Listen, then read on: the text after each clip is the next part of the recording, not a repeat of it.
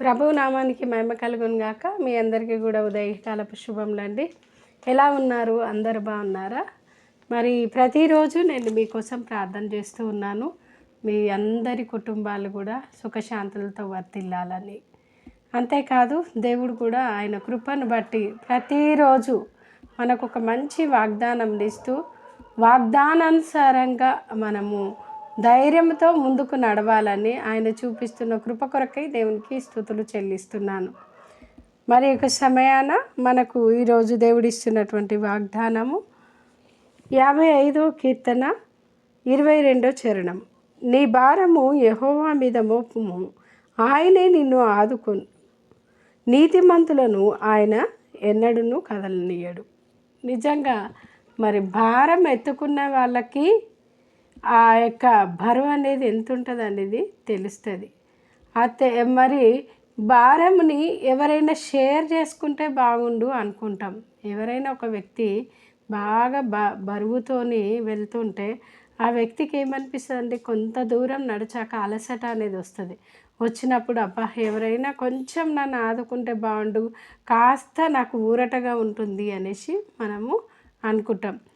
ఈ బ్రతుకు అనేటువంటి జీవన ప్రయాణంలో మనము చేస్తున్నటువంటి ఈ ప్రయాణంలో ఎన్నో రకాలైనటువంటి బరువులు, బాధ్యతలు, రకరకాలైనటువంటి పరిస్థితుల గుండా మానవుడు నడిపించబడుతూ ఉన్నాడు.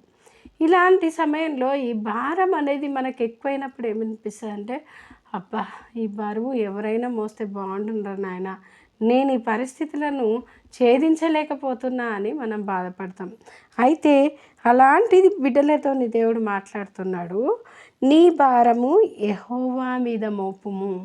యెహోవా అంటే నేను ఉన్నవాడను, everlasting life, everlasting God అనమాట. నిరంతరం ఉండే దేవుడు. ఒకరోజు ఉండి మళ్ళీ ఇంకొక రోజు లేకుండా ఉండకుండా వెళ్ళే దేవుడు కాదు, ఎప్పుడు ఉండే దేవుడు. ఈ దేవుడు ఏమంటున్నాడు, ఎనీ టైం నేను నీకు సహాయం చేస్తా అని మాట్లాడుతూ ఉన్నాడు. ఆయన ఏమంటుండు, ఆయనే నిన్ను ఆదుకొనును. ఆయన మాత్రమే మనల్ని ఆదుకునే దేవుడు. ఒక విషయాన్ని మనం ఉదాహరణగా తీసుకుంటే ఎలాగంటే, ఇప్పుడు ఒక 1000 రూపాయలు ఉన్నటువంటి వ్యక్తి దగ్గర మనం ఒక 100 రూపాయలు అప్పడిగినాం అనుకోండి, అతను ఏం చేయగలుగుతాడు అంటే, అతనికి దాతృత్వం ఉన్నట్టయితే ఖచ్చితంగా ఒక 100 రూపాయలకు మనకి హెల్ప్ చేయడానికి అతనికి సులువు అవుతుంది. 50 రూపాయలు కూడా లేని అతని దగ్గరికి వెళ్ళి 100 రూపాయలు అప్పు ఇవ్వవా అని మనం అడిగినాం అనుకోండి, అతను ఇవ్వగలుగుతాడా అండి? ఇవ్వలేడు. ఎందుకంటే తనకి శక్తి లేదు కాబట్టి ప్రియమైన దేవుని బిడ్డలారా, దేవుడు అంటున్నాడు, నేనే నిన్ను ఆదుకుంటా, ఆయనే నిన్ను ఆదుకొనును. ఎందుకంటే ఆయన ఆదుకొనగలిగినటువంటి దేవుడు. ఎప్పుడు కూడా నా బిడ్డలకి ఏం కష్టం వస్తుందా, ఎప్పుడు నన్ను పిలుస్తారా, ఎప్పుడు నేను వాళ్ళకి సహాయం చేయాలని ఆయన సిద్ధంగా ఉండేటువంటి దేవుడు మన దేవుడు. అందుకే అంటున్నాడు, ఆఫీస్లో టెన్షనే, ఇంట్లో టెన్షనే, ఎక్కడికి వెళ్ళినా మనం టెన్షన్గా ఫీల్ అవుతూ ఉంటాం. బంధుత్వంలో టెన్షనే, స్నేహితుల మధ్యలో టెన్షనే. ఈ నవీన జీవన విధానంలో ఎక్కడ పోయినా టెన్షనేనండి. ఎక్కడన్నా నిమ్మలంగా కూర్చుందామా అని అనుకున్నా కూడా అక్కడ కూడా టెన్షన్గానే ఫీల్ అవుతున్నాం. ఇలాంటి పరిస్థితుల మధ్యలో వెళ్తున్నటువంటి మనకి ఇది ఒక పెద్ద భారము, ఒక గుండు మన మీద నెత్తి మీద పెట్టినట్టు ఉంటుంది. ఈ బరువును దించుకోవడానికి, ఈ బరువు విషయంలో ఆదుకొనడానికి ఆయన అంటున్నాడు, నీ భారము యెహోవా మీద మోపుము, ఆయనే నిన్ను ఆదుకొనును.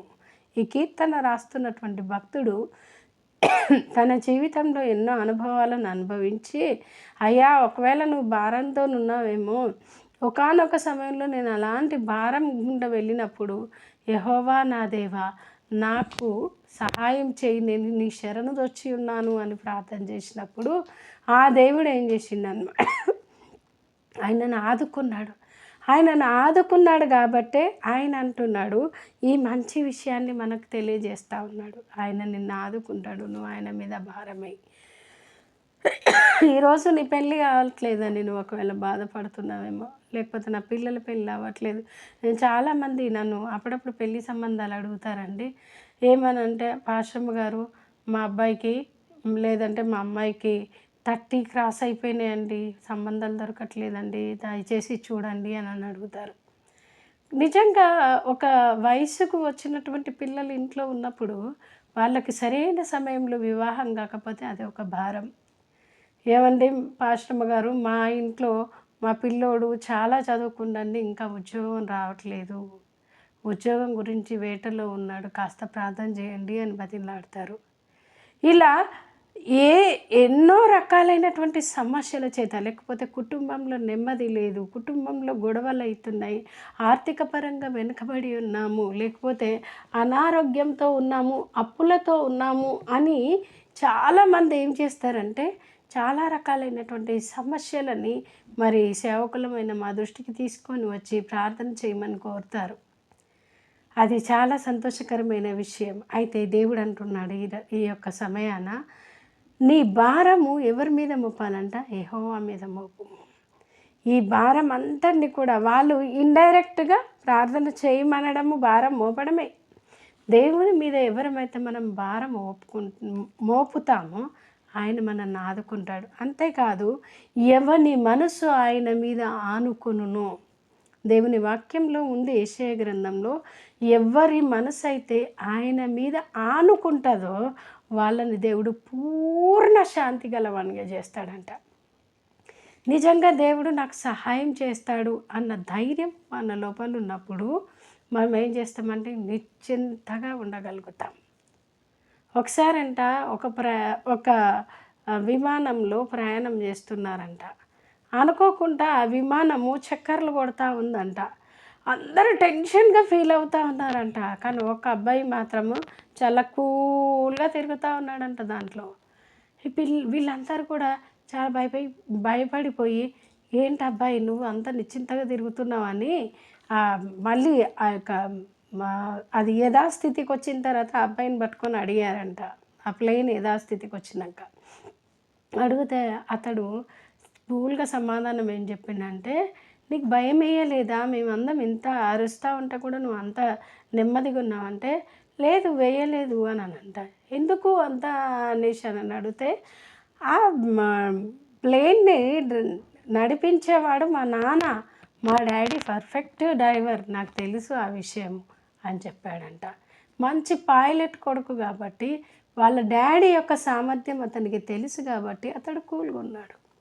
మన పరలోకపు డాడీ సామర్థ్యం మనకు తెలుసు కాబట్టి మనకున్నటువంటి సమస్యల విషయంలో మనం కూల్గా ఉండగలగాలి. అది ఆయన ఆదుకుంటాడు. ఆ అబ్బాయికి ఖచ్చితంగా తెలుసు వాళ్ళ డాడీ చక్కగా నడిపిస్తాడని. నీకు తెలుసా ఈరోజు నీ పరలోకపు డాడీ నువ్వు ఏ సమస్యలున్నా నిన్ను విడిపిస్తాడని? అవును ప్రియమైన దేవుని బిడ్డ, ఆయన నీతిమంతులను ఎన్నడూ కదలనీయడంట. ఆయన నీతికి వారసులగటానికే దేవుడు మనల్ని పిలుచుకొని ఉంటున్నాడు. ఈ ఉదయకాలంలో అంటున్నాడు, నీకే భారం అనగానది ఆయన ఎంతటి భారమునైనా తొలగించగలిగిన సమర్థుడైనటువంటి దేవుడు. ఆయన నిన్ను ఆదుకుంటానని మాట్లాడుతున్నాడు. మరి ఈ ఉదయకాలంలో దేవుడిచ్చిన వాగ్దానం నీ జీవితంలో నెరవేర్చబడును గాక. దేవుడు ఇటు ఆశీర్వాదం చేత నిన్ను దీవించును గాక. చిన్న ప్రార్థన చేసుకుందాం. మహాపరిశుద్ధుడా, మహోన్నతుడా, జీవంగల దేవా, దయగలిగిన మా రక్షకుడా యేసయ్యా నీకు స్తోత్రం. మీరు ప్రేమించి ఇచ్చినటువంటి ఒక సమయంను బట్టి నీకు స్తోత్రం. నీ భారం యెహోవా మీద మోపము, ఆయనే నిన్ను ఆదుకొని అంటున్నావు. అవును ప్రభా, మా భారం అంతయు నీ మీద మోపినప్పుడు ఏది ఏ సమయంలో మాకు అనుగ్రహించబడాలో సమస్తము నీకు తెలుసు ప్రభా. అది ఆ సమయానికి నువ్వు మాకు ఇచ్చే దేవుడు కనుక మాకే బాధ ఉన్నా, ఏ భారం ఉన్నా నీ మీదనే మేము ఆనుకుంటకు మాకు సాయం చేయండి. ఆ చిన్న పిల్లవాడు తన తండ్రి మీద సంపూర్ణ నమ్మకం ఉంచాడు. ఈరోజు మేము కూడా నీ బిడ్డలం తండ్రి, నువ్వు పరలోకపు తండ్రివి, నీ మీద మేము భారం వేస్తున్నాం నాయన.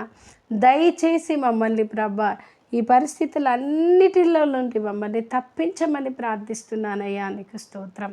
దేవా, మా ప్రియులు ఏ విధమైన భారముల చేత, బాధ్యతల చేత, భయంకరమైన శోధనల చేత ఈడువబడుతున్నారో వారందరికీ విడుదల కలుగునుగాక.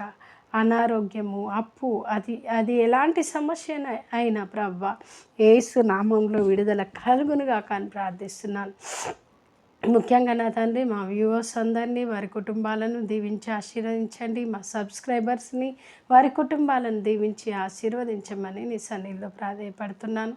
ఇచ్చిన ఈ సమయంను బట్టి నీకు కృతజ్ఞతాస్తుతులు చెల్లిస్తూ మా మనవులన్నీ కూడా ఎల్లప్పుడూ అంగీకరిస్తూ వింటూ సమాధానము దయచేస్తున్నటువంటి ప్రియ రక్షకుడమైన యేసయ్య నీ పరిశుద్ధమైన నామాన్ని ఘనపరుస్తూ కీర్తిస్తూ ఈ కొద్ది విన్నపం నజరేయుడైన యేసుక్రీస్తు నామమున సమర్పిస్తున్నాను తండ్రి. Amen, amen, amen.